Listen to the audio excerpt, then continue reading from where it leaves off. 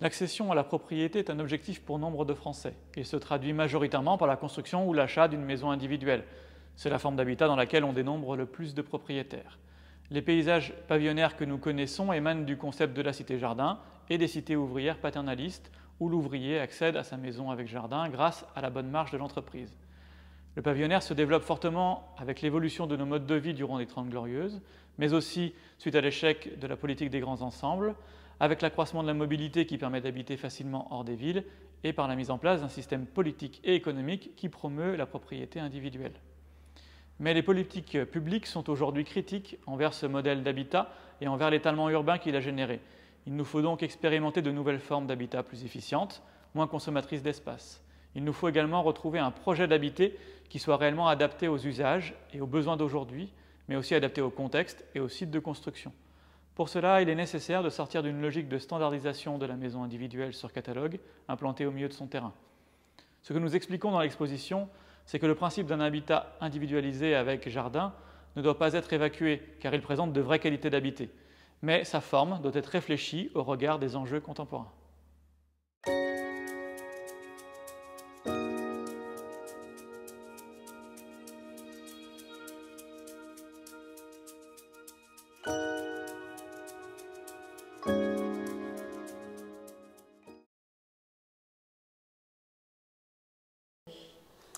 Alors le site du projet, je l'ai découvert, c'était en plein été. C'était l'essence même de l'insertion de ce projet dans son site, c'était le regard que j'ai porté sur le jardin de cette maison.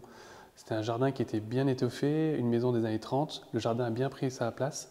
Et d'emblée, la notion d'extension de cette maison s'est conjuguée avec la préservation de ce jardin. Et la préservation de ce jardin, notamment, c'était de conserver deux arbres majeurs qui étaient dans la face avant du jardin. Et la seule possibilité constructive, c'était de construire devant ou derrière. Et on a construit, nous, à côté, en allant jouer sur les limites maximalistes du projet, c'est-à-dire qu'on ne pouvait pas construire en limite de propriété. On a négocié ça avec le service d'urbanisme et on a obtenu cette possibilité-là pour dérogation pour 4 paysages, ce qui était quelque chose de très intéressant.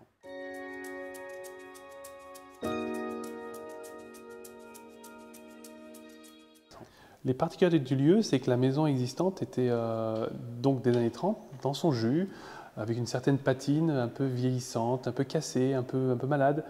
Mais le projet était là aussi pour venir s'adosser à cette maison sans vouloir la transformer, sans la juger. Et nous avons pris justement un parti pris de faire une maison plutôt basse, plutôt décollée du sol, venir contraster avec cette maison massive et utiliser un bardage naturel qui puisse vraiment aller dialoguer avec ce jardin qui était le bijou de cette propriété en fait.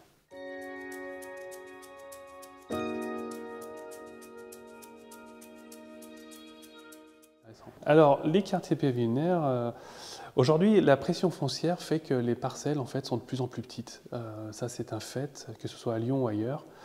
Et du coup les possibilités constructives souvent du PLU qu'on comprend, hein, mais ils sont un peu en décalage parce qu'il faut faire des retraits. On applique souvent des schémas théoriques, une maison carrée sur une parcelle carrée, on applique des règles de retrait. Aujourd'hui, la construction en limite de propriété, c'est un outil, c'est un avantage. C'est un peu fini le temps où les personnes veulent faire leur tour de leur maison. En fait, ce qu'ils veulent, c'est avoir un plus grand jardin. Aujourd'hui, d'avoir un grand jardin, c'est de ne pas le morceler. Et souvent, quand on construit au-delà des limites de propriété, ça nous conduit à morceler un jardin. On a souvent un résidu d'espace entre la limite de propriété et la maison, puisque souvent, les parcelles étant si petites que l'orientation de la maison, on n'a pas plusieurs, on a une seule, et on essaie de la favoriser en construisant une piscine ou une grande terrasse sur le peu de jardin qu'on peut avoir. Donc c'est en ce sens-là, c'est plus un outil, une possibilité, et en même temps, en réalité, on lutte contre les vis-à-vis, parce que une construction en limite de propriété peut permettre une autre construction de l'autre côté en limite de propriété. Et aujourd'hui, la maison accolée ou la maison en bande ne fait plus du tout un cliché des maisons un peu ouvrières ou les maisons un peu on va dire, modestes, etc. Aujourd'hui, la volonté, c'est d'avoir un grand jardin.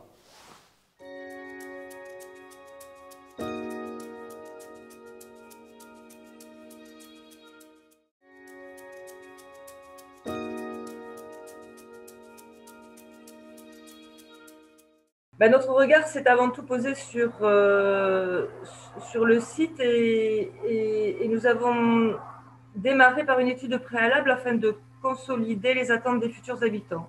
L'analyse du site a consisté à analyser au plus près le terrain, son orientation, son exposition au vent, ses points de vue, et ensuite nous avons élargi le regard sur l'environnement proche, les caractéristiques du quartier, puis de la ville. Le projet est situé sur une ville qui est périphérique à la métropole de Toulousaine. Nous avons analysé toutes les liaisons de mobilité avec Toulouse.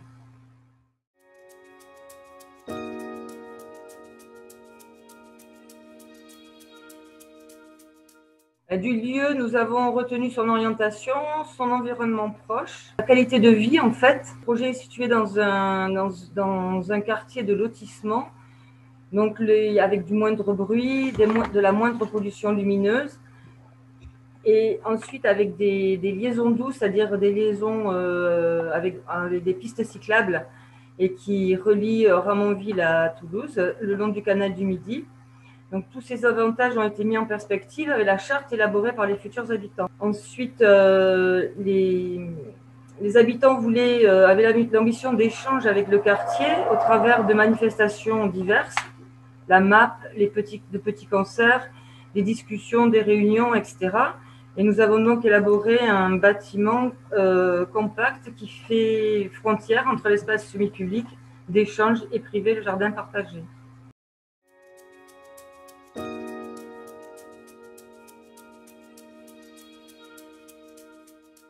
L'habitat participatif, évidemment, peut être une réponse dans un contexte d'intensification des territoires. Il permet d'avoir une réponse intermédiaire entre le tissu vernaculaire et le tissu dense. À l'heure actuelle, Toulouse a un taux de densification assez important et donc c'est vrai que les populations recherchent des situations qui sont proches de Toulouse avec une densification moindre. Et donc on se retrouve à proximité de Toulouse et de la métropole avec beaucoup de tissus vernaculaires. Et donc l'opération de l'habitat groupé a permis d'être en situation intermédiaire entre le tissu dense et le tissu vernaculaire. L'opération qu'on a réalisée, si on calcule sa densité, c'est la plus forte densité sur Ramonville. De par sa conception, en fait, sa densité n'est pas visible et elle s'intègre dans le tissu existant, ce qui fait qu'elle a été mieux acceptée à l'intérieur d'un tissu vernaculaire.